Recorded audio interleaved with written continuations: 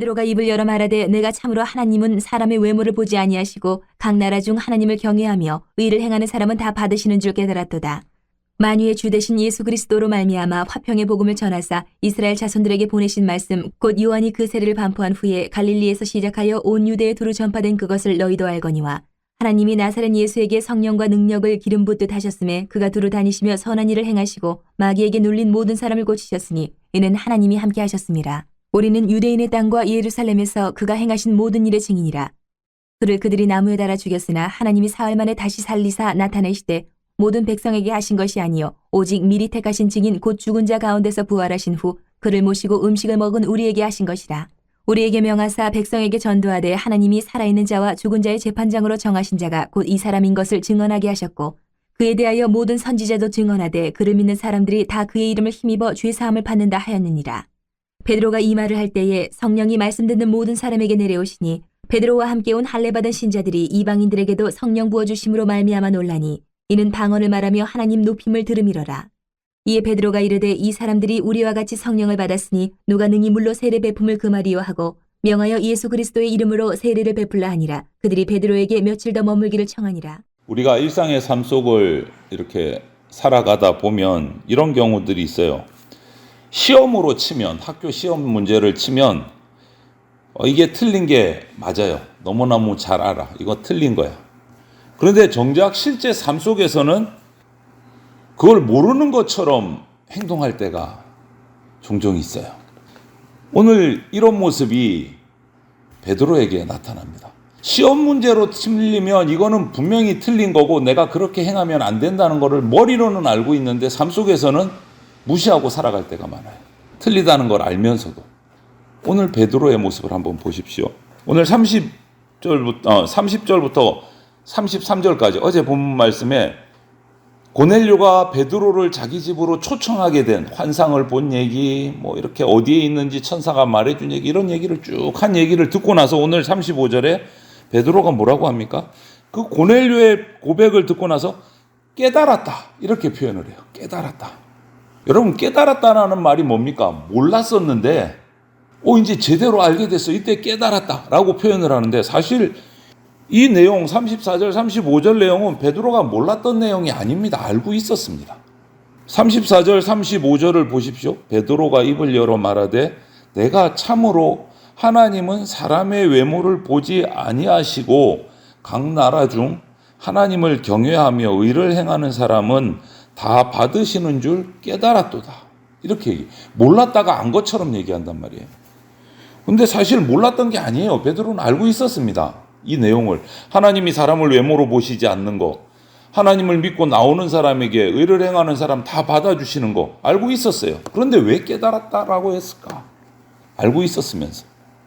베드로는 분명히 알았습니다. 유대인이라고 해서 다 아브라함의 자손이 아니다 라는 누가복음의 세례 요한의 경고도 분명히 알고 있었고, 또 예수님께서 이 땅에서 아직 승천하시기 전에 이 땅에 복음을 전하실 때 예수님을 따라다니면서 가버나움 백부장의 믿음을 목격하고 이스라엘 중에 이런 믿음이 없었다 하는 내용도 들었어요. 그리고 예수님 승천하실 때 땅끝까지 이르러 증인이 되라 하신 말씀도 들었습니다. 다 알고 있어요. 땅끝까지는 이방인도 포함된단 말이에요. 다 알고 있어요. 외모로 보시지 않는 것도 다 알고 있고. 아마 OX 시험을 쳤다면 학교에서 베드로는 하나님은 이방인을 구원하시지 않는다라는 문제가 나왔으면 아니 이방인도 구원하시지 X를 쳤을 거예요. 이건 잘못된 거야. 하나님은 이방인은 구원하시지 않는다. 틀린 문제 X 했을 거예요. 알고는 있어요. 머리로는. 그럼에도 불구하고 아직까지도 이방인에 대한 편견이 남아있어요. 머리로는 아는데 머리로만 아는 진리인 거예요. 몸이 따라가지를 못해. 마음이 따라가지를 못해. 그런 모습이 오늘 베드로에게 나타나는 거예요. 여러분, 그렇기 때문에 오늘 저와 여러분들 그리스도인들도 성경의 진리가 머리로만 아는 진리가 아니고 우리 각자 매일매일의 생활 속에서 나타나고 실천될 수 있도록 우리는 정말 최선을 다해야 됩니다. 머리로만 아는 진리가 돼서는 안 된다. 이제 그것을 깨달은, 미리 알았지만 그럼에도 불구하고 이제 깨달은 베드로가 고넬료와 그와 함께 있는 그 이방인 가족들에게 복음을 전하기 시작합니다. 36절부터 복음을.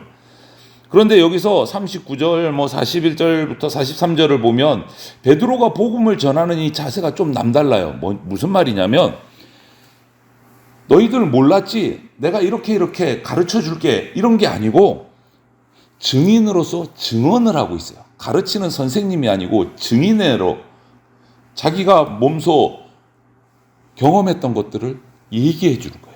가르치는 게 아니고. 예수님에 대한 설명, 세례 요한 때로부터 시작해서 간단하게 설명을 시작을 해서 예수님이 유대 땅과 예루살렘에서 행하신 일들을 쭉 소개를 하고 자신이 그 옆에서 그걸 내가 직접 봤다. 내가 증인이다. 이렇게 소개를 하고 또 예수님이 십자가에서 억울하게 달려 죽으셨지만 3일 만에 다시 부활하셨다.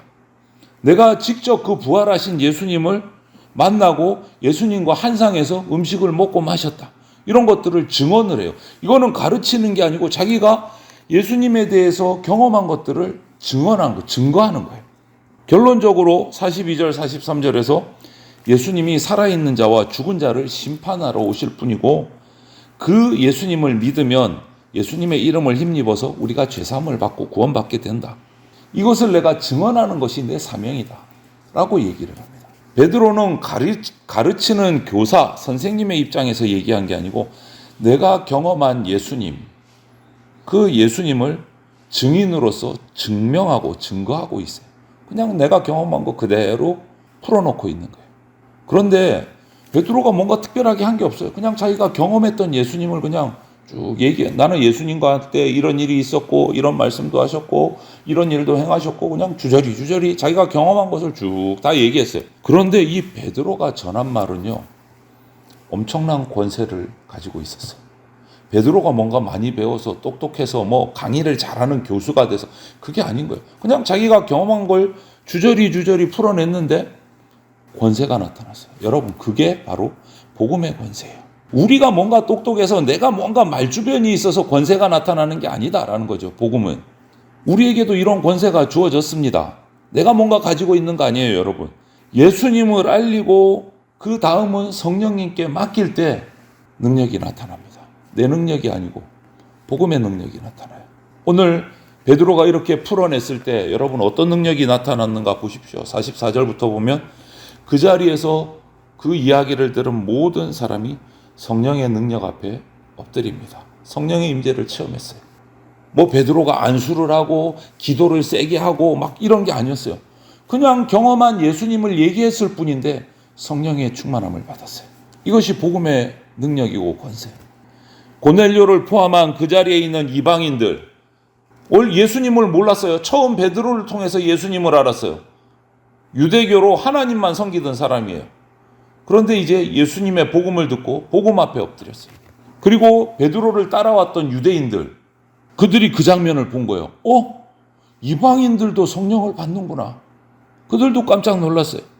하나님의 뜻이 이거구나.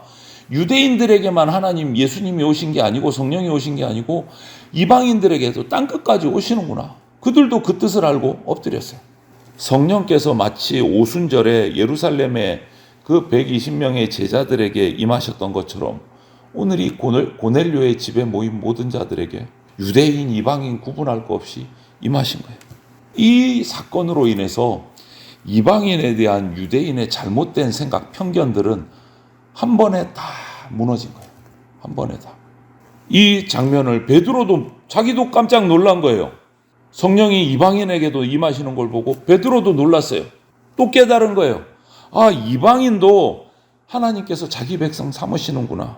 그래서 베드로가 그 모습을 보고 뭐라고 선포합니까? 47절에 이에 베드로가 이르되 이 사람들이 우리와 같이 성령을 받았으니 누가 능히 물로 세례 베품을 금하리요. 세례를 줍니다. 46절 보니까 이 이방인들도 성령 받고 방언이 나온 거예요. 성령의 임재를 본 거예요. 이제는 이방인들도 그들에게도 세례를 베풀지 못할 이유가 없다. 세례를 베푸는 거예요. 베드로가. 여러분, 오늘 이 장면 앞에서, 이 사건 앞에서 우리는 깨달아야 돼요. 하나님의 뜻 앞에 엎드리는 자들에게 하나님이 그들을 사용하셔서 하나님 나라를 확장시켜 나간다. 그들이 뭐 이방인이든 유대인이든 남녀노소 뭐 이거 상관없이 하나님의 뜻에 엎드리는 자를 사용하셔서 하나님 나라를 확장시켜 나간다. 그런데 이런 모습들이 오늘 베드로에게도 처음에 서두에 말씀드렸듯이 머리로는 알면서도 이런 하나님의 뜻을 내 삶에서 받아들이기가 힘들 때가 있어요. 머리로는 알아. 땅끝까지 전하라고 하셨고 외모로 보지 않으신다는 거 아는데도 이방인에 대해서 아직까지 편견이 남아 있었던 베드로처럼 우리도 그런 모습이 있을 때가 있어요. 알면서도 받아들이기가 힘들 때. 그냥 머리로만 알고. 그런 이유는요. 우리 인간의 이기적인 욕심, 하나님의 뜻이 나하고 잘 맞지 않을 때 모습이 나타나요. 여러분, 하나님의 뜻과 내 뜻이 다르면 어디로 가야 될까요? 어느 쪽을 선택해야 됩니까? 우리는 머리로는 알아요. 하나님의 뜻을 선택해야지. 잘 되든가요?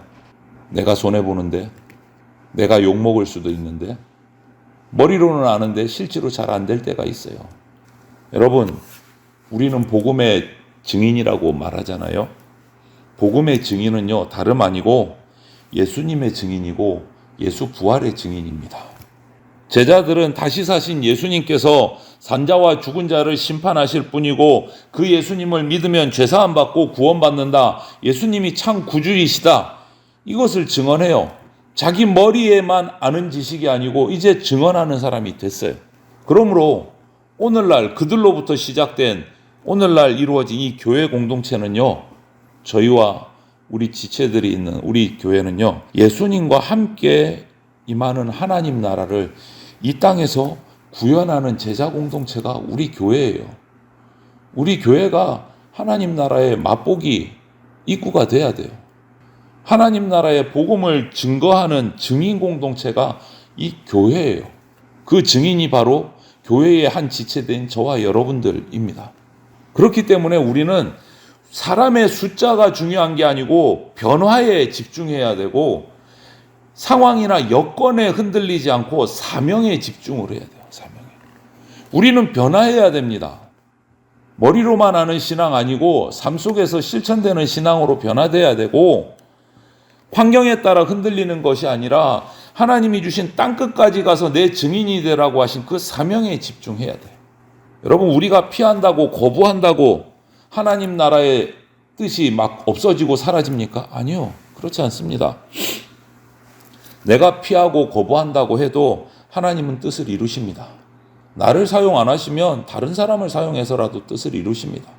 나만 손해예요. 나만 바보 되는 거예요. 하나님의 이런 마음을 이해하고 하나님의 뜻을 따라서 기뻐하면서 적극적으로 우리가 순종하며 나가시기를 바랍니다.